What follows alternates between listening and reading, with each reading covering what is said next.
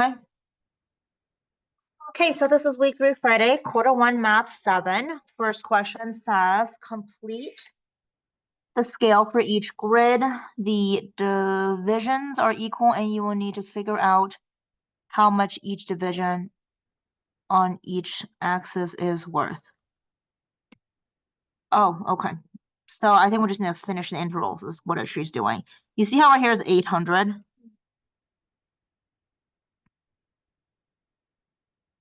My pen's not working. It's good.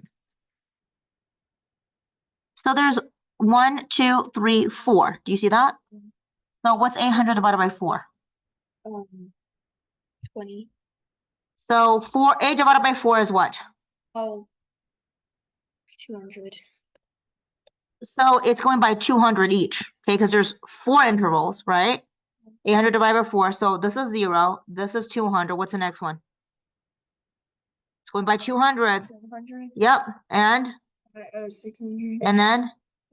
That looks correct. All right, that's what you do. Oh. I'm sorry, I know. Okay, so that's the x-axis, right? So here's the y-axis. The biggest one is 50, right? How many intervals are there? 5. Okay, divide it. What do you got? Make sure you show the work there. 10. So label it. Start with 0, and then you go to 10, and then 20. Keep labeling here.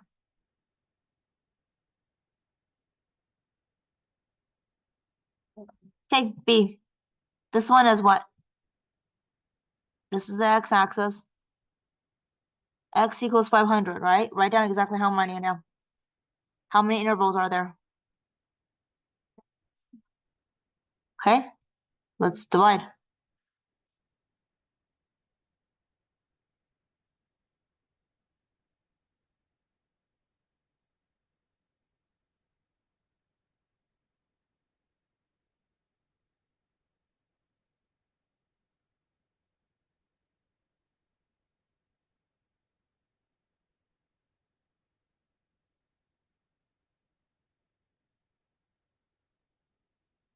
$125. Good. So start at 0, 0, then 125. Then you do 125 plus 125, which is 200 and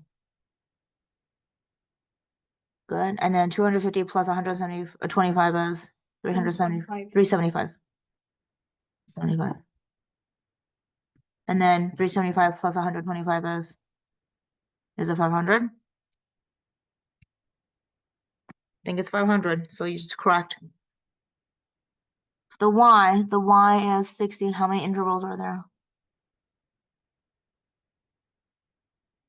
5. Okay, so divided by 5. 12. Good. So 12. 12 plus 12 is? 24. Good. And that's just what you do.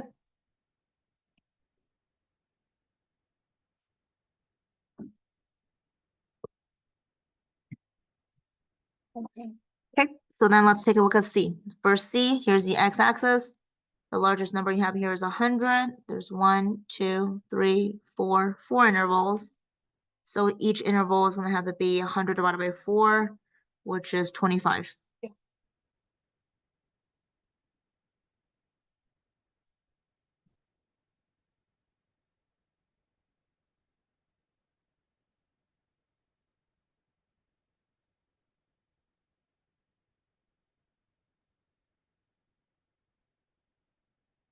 And then, of course, your y-axis is out of 100. And there's 1, 2, 3, 4, 5 intervals.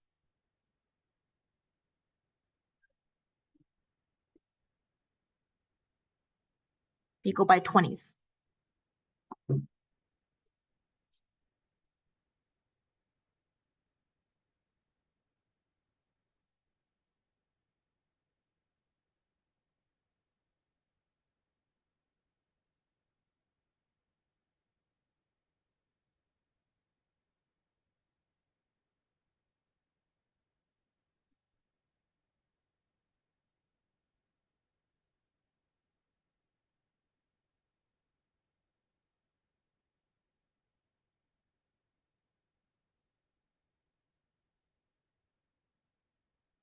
Okay, so for D, for your X, it's 1,000.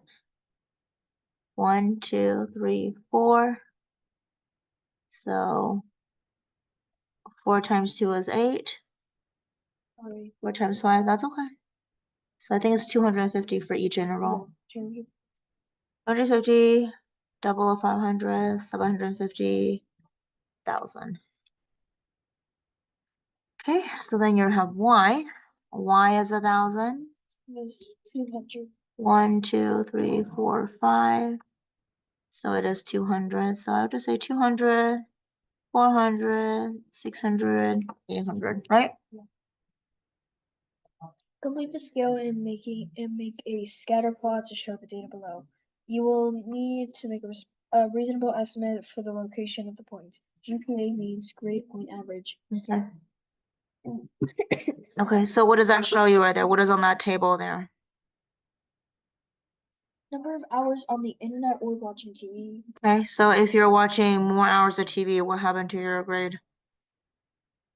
Hours. Okay, and if you watch less hours of TV, what happened to your grade? Rises. Okay, so GPA is here, but we need to level it out, right? GPA here is 5. Do you see the 5 right there? There's 1, 2, 3, 4, 5, 6, 7, 8, 9, 10. So what's 5 times 10 or divided by 10? So this is your y-axis. It's not 2. 10 divided by 5 is 10. What's 5 divided by 10? Okay, 10 doesn't go into 5, so you put a dot right there. 0.5, right? We're gonna start at 0 right here. 0.5, 1.0, 1.5. Try yourself.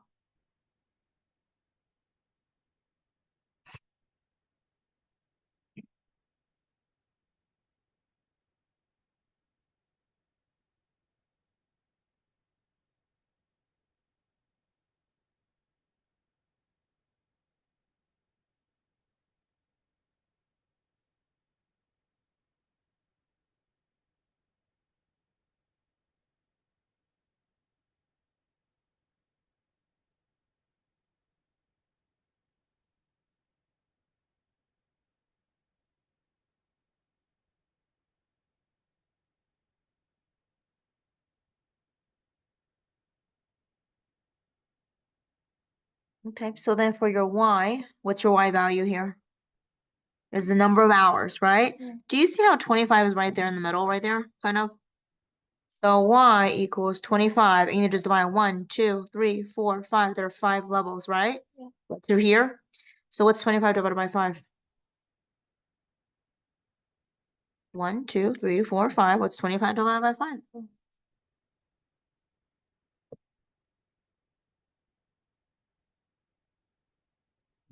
So I'm asking you a question, what's 25 divided by 5? 2.2. 25 divided by 5 is 0.2. 25 divided by 5.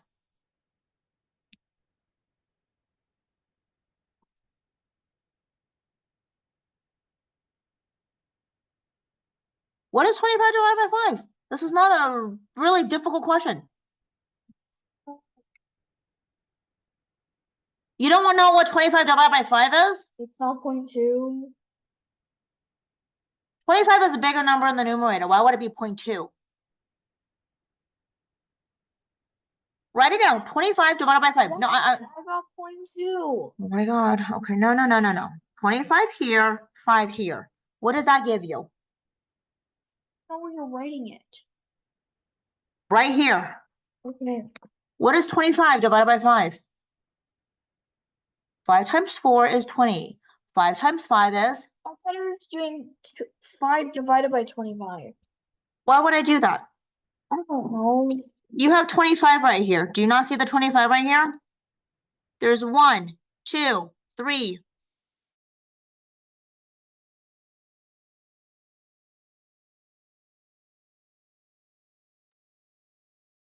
Do you see how there's 5 intervals right there? Yes.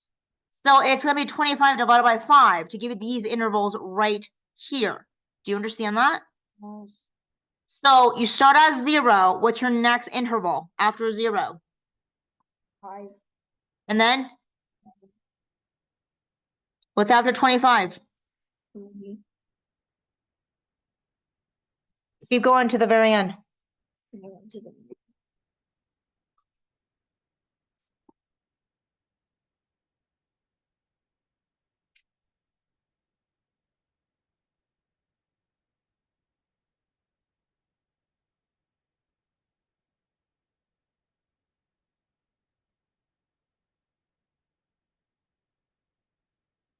Okay. So now we're gonna have that go ahead and plot this, right?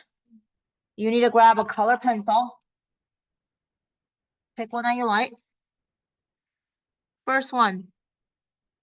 Number of hours watching TV, 38. GPA is 1.5. So find 38 on the number of hours. And it's 1.15. And then just keep going. If you watch 6 hours of TV, your GPA is 3.55. If you watch 21 hours of TV, your GPA is 2.45. If you watch 17 hours worth of TV, you're 2.75. You watch 30 hours of TV, your GPA is 1.75. Does that make sense? Yeah. Yeah, you just do it yourself. You don't need to watch what I'm doing. Just do it yourself.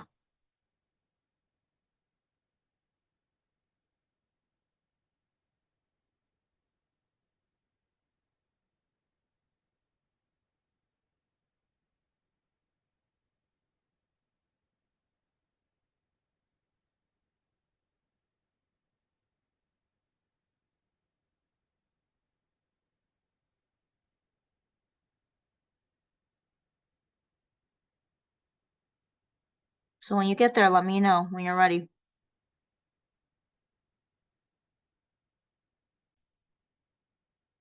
Plot or scatter plot to make two notices about the relationship between the number of hours on the internet or watching TV or the States. Okay, so notice two things.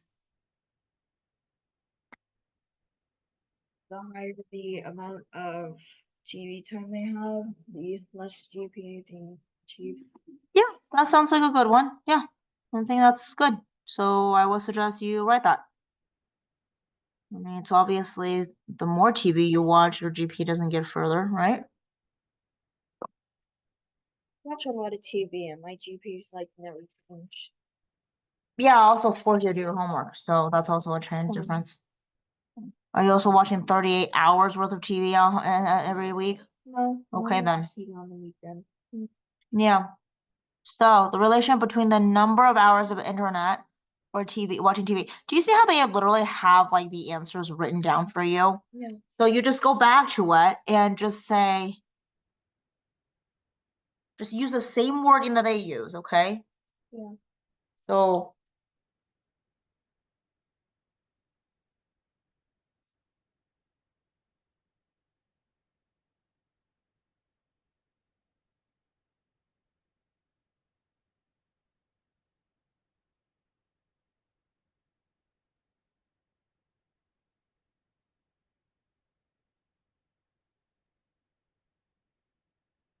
So my first one was student that watched more TV or was on the internet show lower GPA achievement, something like that, right? Yeah. But we have the two, right? What's the second thing that you notice?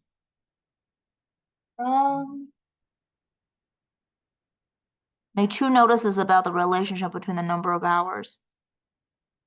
Well, take a look at the dots, okay? Is it a positive slope or a negative slope? Positive. Positive means you're going up the hill. Is that going up the hill or down the hill? Huh? Like Okay. down. Remember, this is a positive slope. This is a negative slope, Yes. right? This, to me, kind of looks like a negative slope, doesn't it? What this is called is a negative correlation.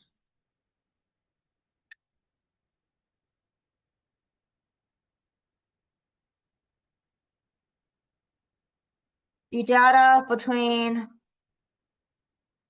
numbers of hours spent on TV/internet versus GPA achievement shows a negative correlation.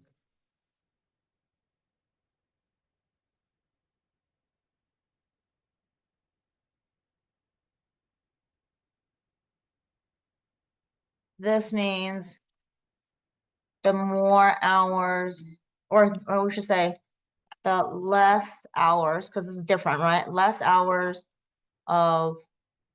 spent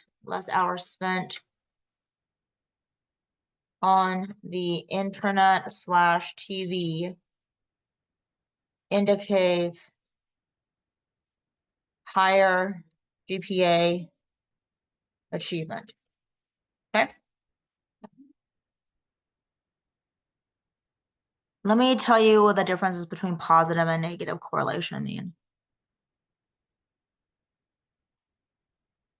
What the heck are they watching over there? Jesus love.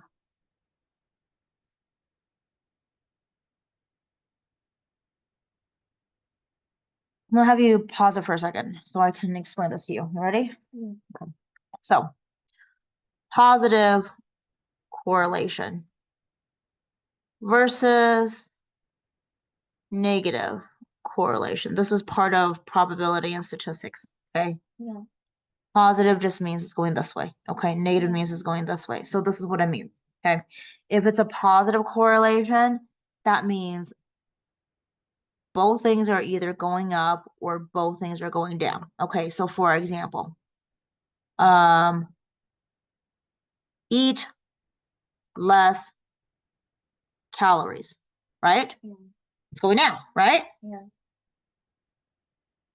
Way less. And again, both are going down. They go in the same direction. So this is the same direction. Yeah. Does that make sense? So this is going down. Both of them are going down, right? Yeah. Can you think of a positive correlation where both things, and the both things what I mean is like calorie intake, weight, right? Those are the two things. Just like GPA, hours watching TV, right? Yeah. Those are two things. Can you think of another example where instead of both going down, both are actually going up of a scenario in real life? More calories. So, let's not think about calories. Let's think about something else. In the population. And what? Like in its growth. Well, you could say like, okay, city population and income.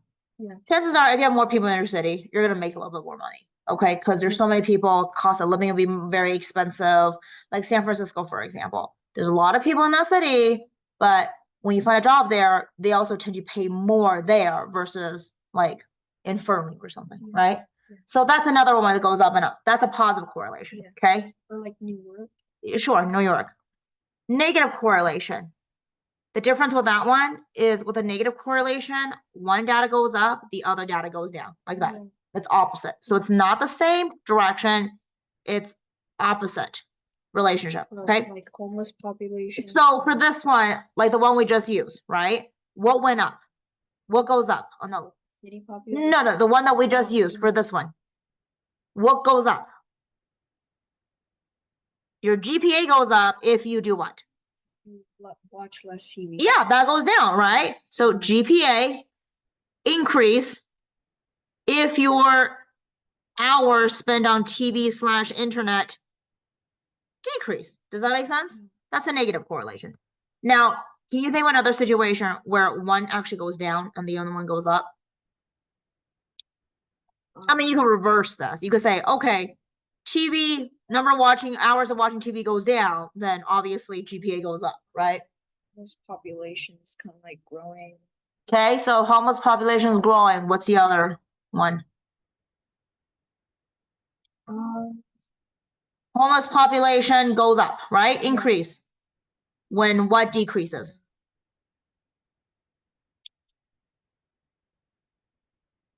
Homes. Well, no, I mean, I would say affordability. Yeah. If less people are able to afford home, less people are able to afford food, right? Like not a lot of people can afford to live in San Francisco, right? Yeah. So when the affordability goes down, homeless population goes up, and that makes sense because if people are less likely to afford a home or buy food, then they can't live somewhere, then they become homeless, Yeah. right? Okay, or another thing you could say is instead of affordability is like availability of homes or apartment. Like if there is a decrease in available of apartments to be rented, then homeless goes up because there's not a lot of apartments that are currently on the market. Yeah. Right? Because then people become homeless, right? A lot of condos. Sure, yeah, that too. All right, let's take a look at this. So this is week 3, Friday, Q1. It's gonna be on algebraic properties. So let's just go over and review this material very quickly. Ready? Okay, so these are the different types of properties. Give me the 3 properties that you know of. What are the 3 properties? Commutative, associative, and distributive. Okay, so what are the differences between the 3? Commutative properties like swapping the factor. Yeah, it's like mirror images. The way I remember this is mirrors because it's A plus B equals B plus A. If I were to go ahead and draw a line here, do you see how they're symmetrical? Just like if it's multiplication, A times B equals B times A, right? You see the order changes? Order change. A, B, then B, A, right? Okay, commutative property is, or I'm sorry, that's commutative property. Associative property is, Grouping. it's grouping, but the order, no change. When I say no change, it's like A plus B plus C equals A plus B plus C. Do you see that? The order doesn't change. What changes is the grouping changes. First, it's between A and B. Now it's between B and C. Do you see that? But the order doesn't change. And there's always 3 of them. Do you notice how there's 3 terms? Okay, distributive property. What is that one? Distributive properties. Yep. It's only 1 parenthesis, right? Yeah. A, B minus C. Do you see how like this has the first one has a parenthesis? When I distribute it, I like to call it the rainbow because you literally have curves here. A times B is AB. A times C minus AC. Do you see how this one does not have any parenthesis now? So that's gone, right? That's it. Those are the 3 that you need to know.